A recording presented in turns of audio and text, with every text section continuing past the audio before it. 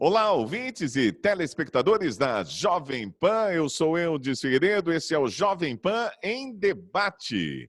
Nós estamos mais uma vez com os nossos debatedores, Adolfo Padilha e também Aline Scarelli. Muito obrigado pela participação de vocês mais uma vez aqui na Jovem Pan, mais uma terça-feira, e a gente vai colocar mais um assunto em destaque. Primeiramente, eu quero o bom dia aí da Aline Scarelli. Seja bem-vinda mais uma vez. Bom dia, bem-vinda aqui à Jovem Pan. Bom dia, bom dia, ouvintes. Obrigada pela oportunidade, mais uma vez, de falar com as pessoas de forma bem objetiva e prática. Obrigada, Adolfo Padilha, mais uma vez, pela parceria no programa. Muito bem, Adolfo Padilha, seu bom dia aqui, a Aline Scarelli e também a todos os ouvintes aqui da Jovem Pan. Bom dia, doutora, representando aqui as mulheres, né, sempre fortes, com opiniões fortes, e a todos nossa audiência aí que nos assiste, que nos ouve. Muito bem, vamos lá então para o tema em debate. Lembrando que eu vou reduzir um pouquinho o tempo para cada resposta e à medida com que vocês possam concluir também, a gente pode ir passando um para o outro para a gente deixar o programa um pouco mais dinâmico. Bom, vamos lá. Coronavírus na escola. O que diz a ciência sobre os riscos da volta às aulas? Escolas estão se preparando para a reabertura, mas planos encontram resistências de pais e professores, principalmente, né, que são aqueles mais envolvidos diretamente. Vocês vão mandar suas crianças de volta para as aulas? A pergunta está presente em praticamente todos os grupos de WhatsApp de pais e alunos. Escolas do Brasil e de todo o mundo estão se preparando para reabrir, algumas já reabriram pela primeira vez desde março, e quando a maioria foi fechada devido à quarentena contra o vírus. Vamos lá. Quais são os perigos? Quais são as medidas que devem ser tomadas? Este é o nosso tema em debate aqui na Jovem Pan. E a gente começa com a Aline Scarelli. Aline, você tem filho? Você vai mandar os seus filhos para a escola? Eu tenho uma filha de 20 anos que está na universidade, então as aulas delas são online.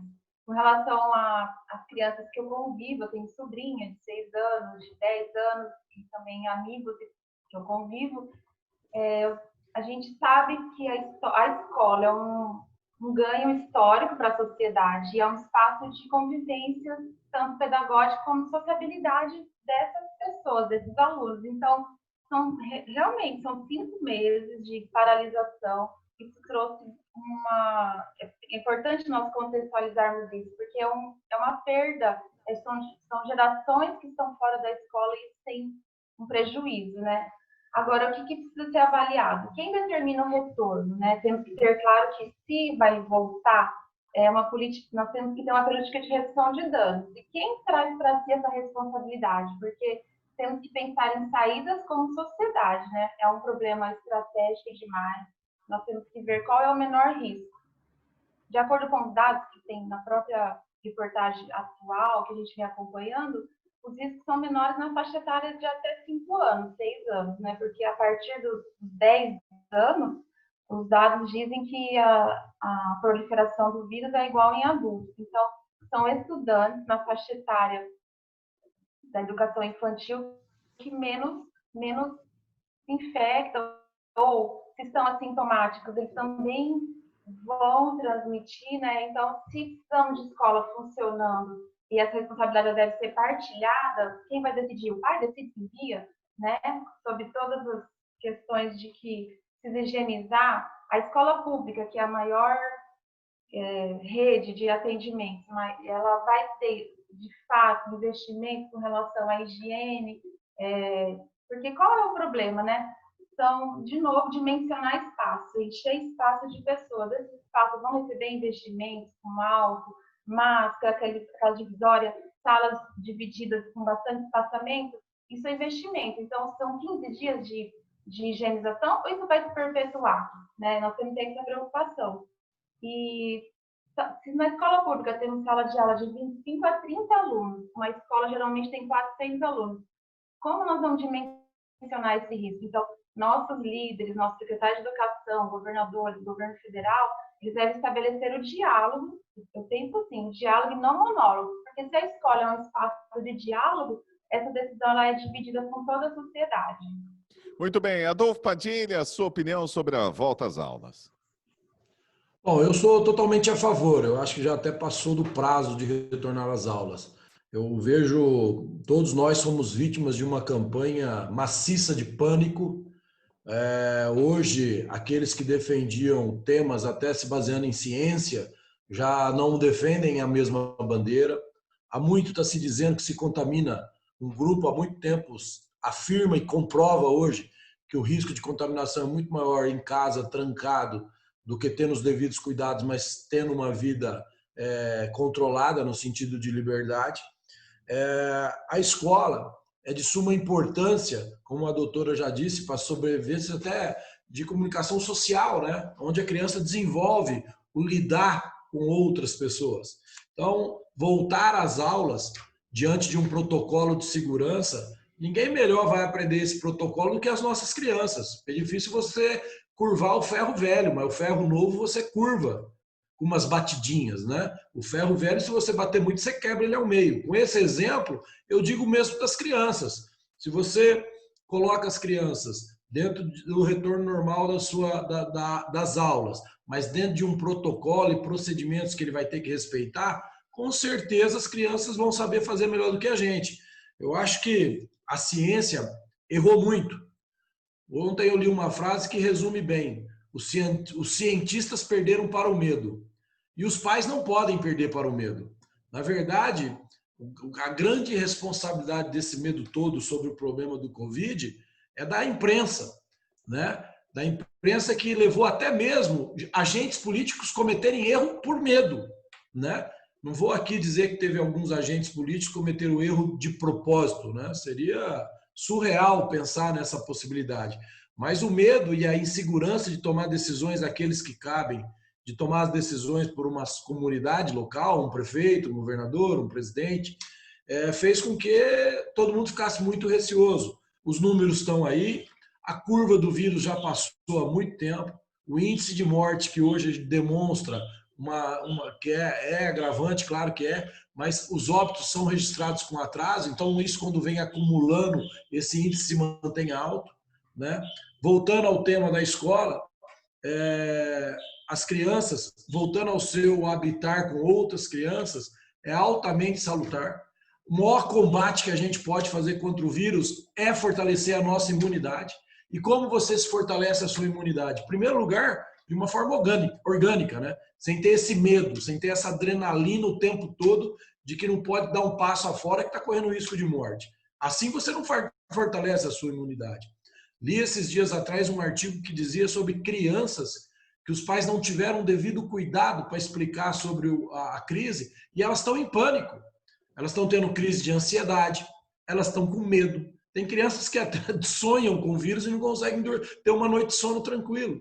Então, a consequência do medo, a consequência da insegurança que foi gerada, ela vai ser muito mais perigosa agora pós-vírus, porque nós estamos chegando num declínio, a cada dia isso diminui mais, o mundo já está voltando ao normal, né? Aonde surgiu o vírus lá na China, já fizeram até festa eletrônica, não estou dizendo que isso é certo, né? Acho até um pouco de irresponsabilidade, mas nós vamos ficar trancados até quando?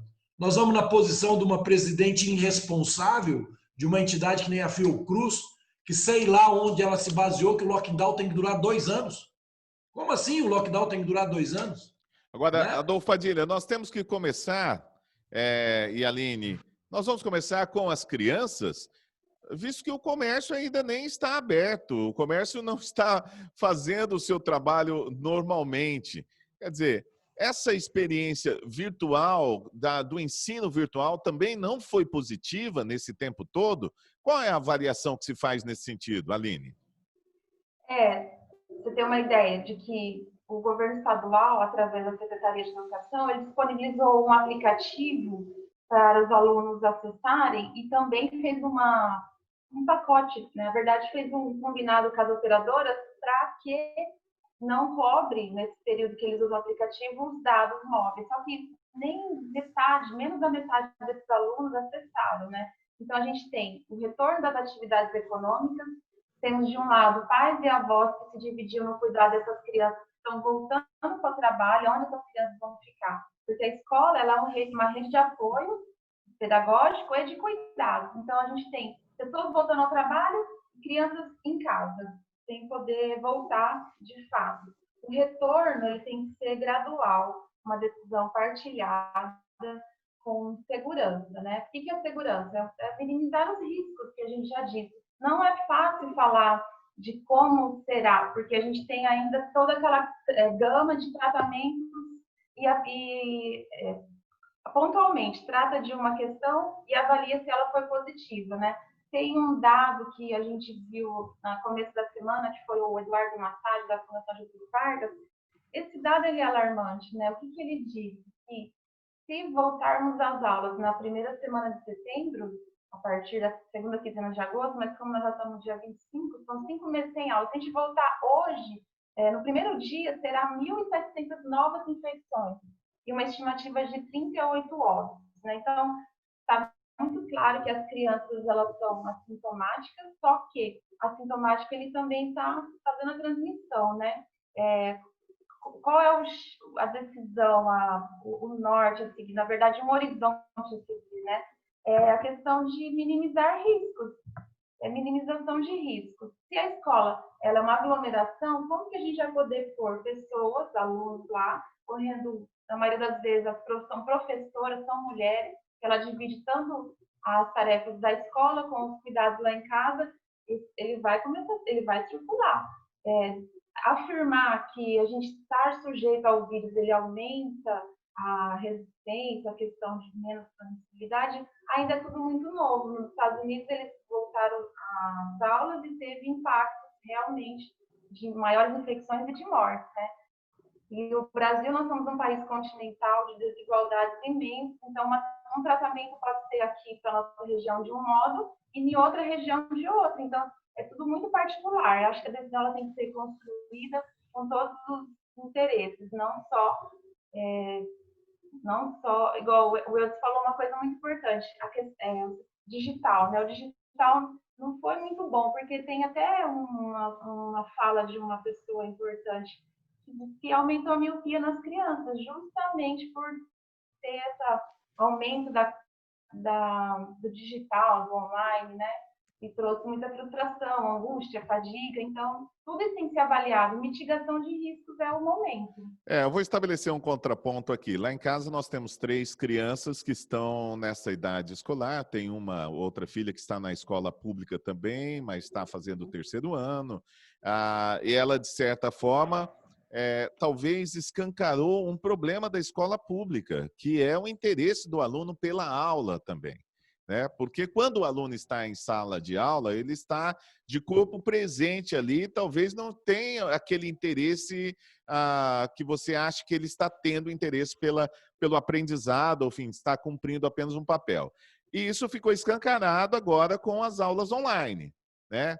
Ou se ele participa, se ele não baixa, se ele não faz os trabalhos, quer dizer, mudou a forma de exigência, ele está exigindo mais desse aluno, para que ele faça os seus trabalhos, e eu vejo que na escola pública existe um pouco mais de dificuldade, principalmente com os mais velhos, de que eles engrenem nesse sentido e tenham interesse. Em relação às crianças, as mais novas, né, que lá no caso de casa tem uma de 8 anos, outro de 11 e outro de 13 anos de idade.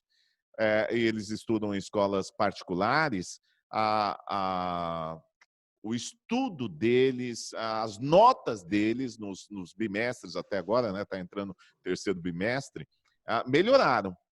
Então, eu não sei se o sistema de avaliação ficou mais brando, né, ou se melhoraram. Então, a avaliação que a minha esposa faz nesse caso, nesse sentido, é de que vamos continuar assim enquanto não se tem uma cura, enquanto não se tem... porque o que é mais importante nesse sentido? Arriscar o risco de... deixar o risco de perder vidas, alguma coisa, ou de enviar contaminação para casa, ou continuar dessa forma que, lógico, dá mais trabalho para os pais, mas, ao mesmo tempo, tem um bom desempenho. Lógico, estou dizendo desempenho especificamente lá em casa, né? Precisava até fazer uma avaliação. Adolfo Padilha, você tem um filho também em idade escolar, né, que está estudando. Como é que está sendo o desempenho dele nessa época? Como ele está se dando com essa questão virtual? Eu tenho um filho de 11 anos e tenho uma filha de 17 anos. Veja bem, óbvio e claro, infeliz do pai que achar que o filho melhorou nos seus ensinamentos e no seu conhecimento. Você acha que uma escola agora vai aplicar uma nota ruim ou criticar os nossos filhos por participação, sabendo qual é o risco de ser questionado diante de uma crise que não pertence ao pai, não foi o pai que fez? Então eu não acredito nisso. Eu também não acredito nessas hipóteses que a doutora falou. Chega, a gente não pode ficar mais acreditando no si. Se a gente acreditou no si, em agosto era para ter 1 milhão de mortes no Brasil. 1 milhão de mortes no Brasil. Nós acreditamos no si, era para ter 100 milhões de pessoas no mundo. Porque nós ficamos acreditando no si. A vida tem que voltar ao normal. E voltar ao normal com cuidados de higiene. Senão nós vamos ficar até quando? Até como? Agora, entra o medo. Lógico que entra o medo de qualquer pai. Meu, seu, da doutora. Entra o medo do próprio prefeito que agora tem que tomar essa decisão, do governador, porque fomos todos vítimas de um pânico. E ponto final. O mundo está voltando ao normal e os índices de morte causados pelo coronavírus estão dentro do índice do que aquela minoria falou no começo. E o que aquela grande maioria falou no começo está se desmontando dia a dia. Está caindo dia a dia, graças a Deus. Agora, como é que pode o cara fazer uma previsão que quando voltar às aulas podemos ter até 1.000 mortes num dia? Isso é um absurdo. Isso é jogar. Isso é jogar com a ciência, é jogar com o conhecimento, não é ajudar a gente a tomar uma decisão. Não é, porque os riscos eles vão ocorrer, mortes vão continuar acontecendo, gente. Está comprovado estatisticamente agora que essas 100 mil mortes no Brasil não são de Covid, pelos números das outras doenças que diminuíram. A pessoa morreu com Covid ou de Covid. Então, o que eu quero dizer com isso? Defendo sim que as escolas tenham os protocolos de segurança, como a doutora disse aí, diminuir o número de participantes. Por exemplo, pega a classe do meu filho, divide ela em 3. É muito melhor meu filho ter a rotina 3 vezes por semana na escola, ao invés dos 5 dias da semana, do que ele não ter nenhum dia da semana na escola. Divide essa classe em percentuais de percentual de aluno, mesas separadas, protocolo de gel, protocolo de segurança, máscara, mas voltar à rotina. Se a gente ficar continuando no si, eu deixo, é muito simples. Eu volto a dizer, é estatística, são probabilidades, e isso não muda. Se você pega o número de contaminação em supermercado, não existe. Em transporte público, não existe. Nos bancos, não existe. O que adiantou ficar em casa? Se as mortes continuam ocorrendo do jeito que a imprensa funerária fala todo dia. O que adiantou? Está provado que o lockdown, ficar em casa, não adiantou nada. E hoje se demonstra que até a China está adotando que a cloroquina, com conhecimento científico ou não, deu sim muito efeito positivo. E quem aqui pode afirmar e alegar que se a cloroquina não tivesse sido usada, não poderia ter evitado muitas mortes? Porque mal não causou para ninguém. Quantas pessoas morreram do coração por causa da cloroquina, que já é usada há 60 anos? Então eu volto a repetir, o discurso do pânico não funciona. Isso só causa mais mal para todos nós. Nossos filhos precisam retomar a vida deles. Vamos lá, então. Aline Scarelli, olha, você foi citada aí. Vamos lá, o que você achou aí da posição do Padilha? Então, a chamada hoje para o nosso debate é o que a ciência diz, né? Sobre os riscos de voltar às aulas. Sem dúvidas, é um prejuízo da escola fechada, são gerações. O que você disse hoje é o mais importante. Escancarou uma realidade da escola pública, né? Mas é um problema complexo, multifatorial, a gente precisa de números. O Padilha disse, todas as pessoas que morreram com problema cardíaco com mais de 60 anos usando a cloroquina. Não sei, cadê o dado, né? Então, é um problema complexo, multifatorial. Temos desigualdades continentais. A ONU já recomendou o retorno às aulas. Mas o que eu acredito, qual que é o momento? Nós temos que balancear. é o direito à vida, é o direito a se educar, o direito de se socializar. O prejuízo de ficar em casa é geracional. Nós temos um Enem que está marcado, pessoas que não estão tendo acesso, todos esses fatores de angústia, ele está presente, dificuldade de concentração, mas o modelo, o modo que o poder público tem que construir escolas, ele tem que ser racionais. Construir um novo modelo de escola, né? Com tecnologia, então, nós precisamos olhar os dados científicos, eu não vou ficar com generalizações. Nós temos nem ministro da Saúde, nós estamos quantos dias sem ministro da Saúde? São praticamente 2 meses. Em menos de 2 anos, nós tivemos 4 ministros da Educação. Se a gente for recordar as tragédias com relação à educação, nesses últimos 2 anos, eles saltam, né? A gente viu, todo mundo acompanhou. Agora, é certo que a escola fechada, ela deixa de ser uma rede de proteção, ela escancara as desigualdades, deixa de alimentar, né? Porque é um lugar de alimentação e de proteção. Então, de fato, é uma perda. Mas a responsabilidade não é do pai e mãe, vou falar, vou levar meu filho, ela é da sociedade. Então, é uma decisão que ela tem que ser partilhada, né? Os alunos que permaneceram... teve um dado que a gente viu, acho que tem até na reportagem do G1, que a evasão escolar, ela é no Brasil muito alta. Então, você imagina o retorno às aulas, se ele não for olhado com cuidado, com pedagogos, pessoas da pasta, que vai aumentar. Então, nós temos uma evasão, agora nós temos crianças que estão dispersas desse retorno. Como será? Né? Inclusive, o Enem, no ano que vem, é uma possibilidade de adiamento para meio do ano, porque nós não vamos ter alunos preparados. É uma realidade. Voltar à normalidade ou um novo normal, ainda para mim tem que ser tratado com um olhar mais atencioso, dado a nossa realidade brasileira. Nós somos totalmente sem líderes, né, com relação à educação e principalmente à saúde. Nós não temos ministro da saúde. Muito bem. Olha, eu vou passar a palavra para o Adolfo Padilha para tentar fazer uma conclusão nesse momento, pedir para ele ligar o microfone dele que está desligado. Adolfo Padilha, vamos lá, 2 minutos aí para a sua conclusão, se é que a gente pode chegar numa conclusão. O que eu vejo até agora é que a gente, tanto a doutora Aline Scarelli quanto o Adolfo Padilha, querem que as aulas voltem, cada um tem uma opinião diferente sobre não somente a forma, mas como foram os impactos e e também em relação à ciência, os conflitos, esses conflitos ficaram bem expostos aqui nessa relação, nessa discussão. Então, eu gostaria que o Adolfo colocasse agora de forma bem clara o seu posicionamento para a gente encerrar esse debate. Não, primeiro nós temos sim um ministro da Saúde. A denominação é interino por denominação de cargo. E como pode dizer que um general não é um cara habilidoso? Diante de uma crise, nós precisaríamos do quê? De um médico ou de um cara que entende de estratégia e logística? Tanto é que chegou para todo mundo e está chegando para todo mundo. Então nós temos sim, isso é discurso ideológico. Agora, o que eu volto a repetir aqui, com os devidos cuidados, deve voltar às aulas. Sim, deve voltar. Urgente, é necessário. Rio de Janeiro voltou, a Justiça pediu para impedir. São Paulo anunciou para o dia 8 de setembro, mas ainda não confirmou. Então, as consequências, inclusive algumas eu concordo com a doutora, de que as crianças ficando em casa, o pai não pode sair para trabalhar, então é uma corrente. E essa corrente precisa voltar a girar.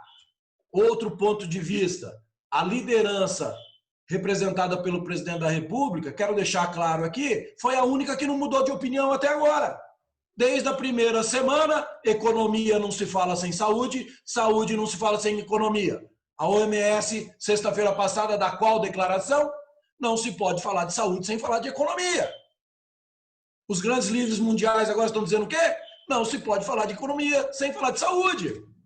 Né?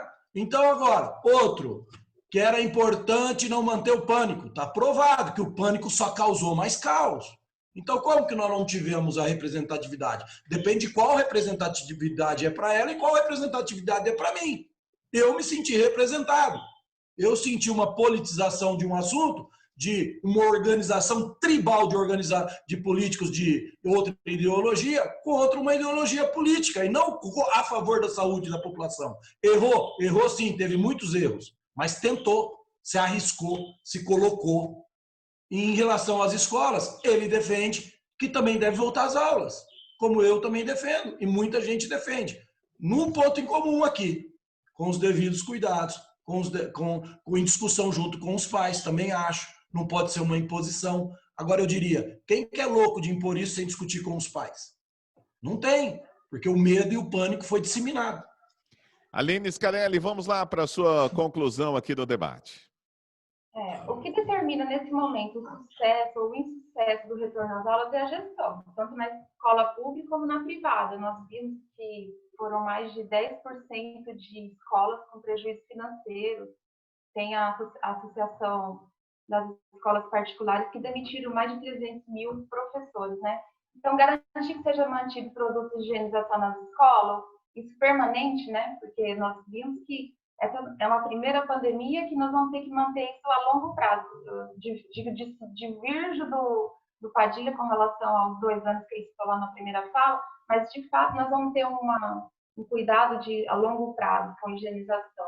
Então, eu concordo que o retorno às aulas deve ser por faixa etária. Se ficou aprovado, isso está aprovado, que crianças até 5 anos, elas são de menos infecto, mas, porém, ela continua sendo assintomática e pode transmitir, que isso seja gradual e com liberdade para as famílias decidir. De novo, tem que ser uma decisão construída socialmente e coletivo, né? Agora, é a hora de ter solidariedade entre as duas escolas, porque nenhuma sociedade ela vai melhorar se tiver a escola pública, a privada voltando, porque ela tem mais estrutura com relação a dimensionar o espaço, dividir, e a escola pública fechada. Então, a pressão em cima de Estado e município para que volte ou não, ela é insana, porque se a decisão ela tem que ser construída, tem que estar todo mundo junto. Então, nenhum aluno, nenhuma aluna pode ficar para trás. Se não pode votar todos, não vai votar ninguém, porque essa discussão é de todo mundo, né? Votar agora e voltar despreparado é expor alunos, professores e a família e os funcionários da escola. Então, eu acredito que se for para retornar, tem que ser com observação. Retorna, observa, avalia. Se for positivo, avança para as outras faixas etárias. Agora, se for negativo, é recuar, porque toda vida ela importa. Imagina de uma gama de alunos, são milhões na rede pública e na rede privada. Eu entendo que tem que ser gradual e com observação. Ok.